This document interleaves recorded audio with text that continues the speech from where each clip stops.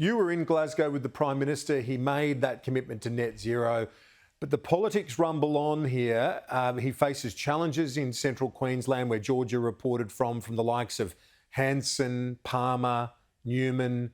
Then you've got the seats like Higgins in East Melbourne. This is still a balancing act for Morrison. Is it basically a reverse of what Shorten faced last time? Hi, Kieran. Oh, look, I think it's sort of more...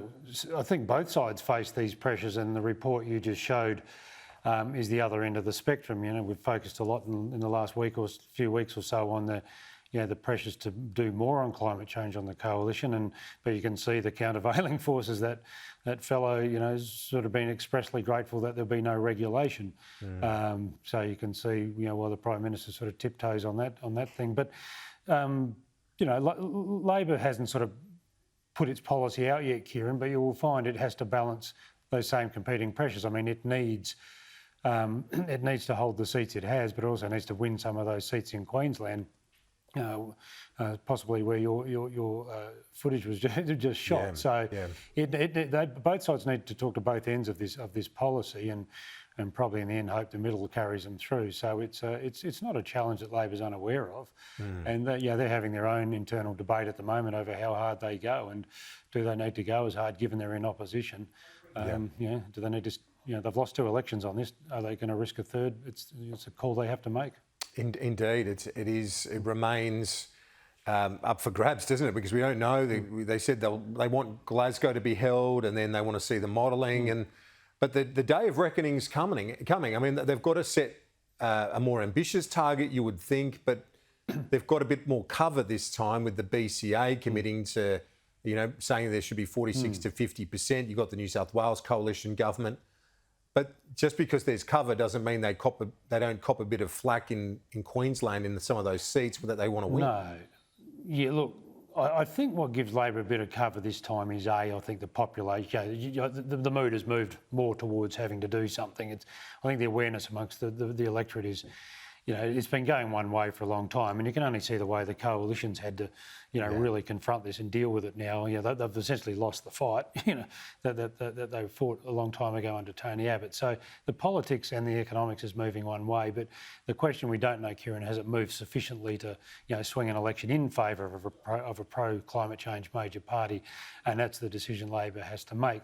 I'd be very cautious about, you know, seeking the cover of the Business Council of Australia or anyone else. Those, as we saw at the last election, those third-party endorsements amount to nothing. You know, Labor had everyone but God on its side last time on climate change, and you know, and it didn't help them. And you know, in a lot of these business groups, you know, they don't want to get too political, and they tend to sort of default back to their comfort zone, which is the coalition at the end of the day. So they're not going to be out there campaigning for a Labor election victory. I think that's a bit of false comfort Labor's you know, seeking there.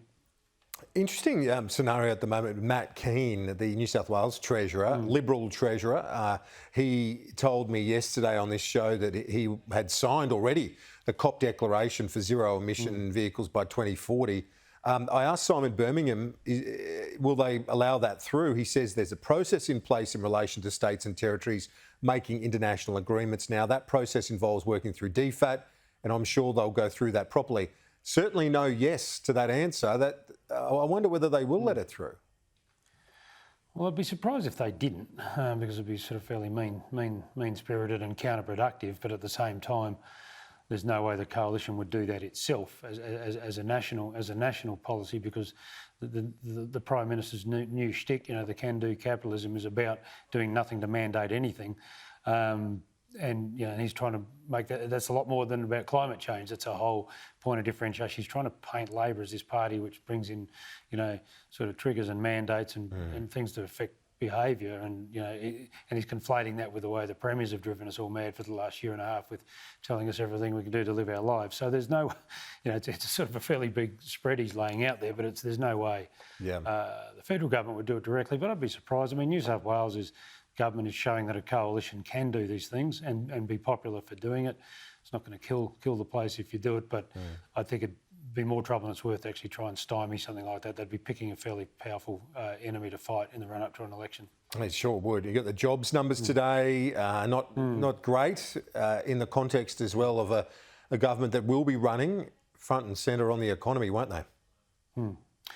Yes, I think it's probably better it happens now than next year, Kieran. There's always going to be a bit of adjustment to the unemployment numbers when all the economic assistance ended and the lockdowns ended. I mean, those low numbers of previous months were masked to a considerable extent. There was a lot of people at home not actually working, but they're on the $750 payment and so forth, and so they weren't counted as unemployed. Now, clearly, lots of people in that cohort haven't got jobs to go back to, or there's just a lot more people now back in the market. The participation rate's gone up. I mean, the sort of forward-looking indicators are positive in terms of there's people piling back into the jobs market. But the numbers for the last few 6 months or so have been artificially low because of all the distortionary factors of COVID.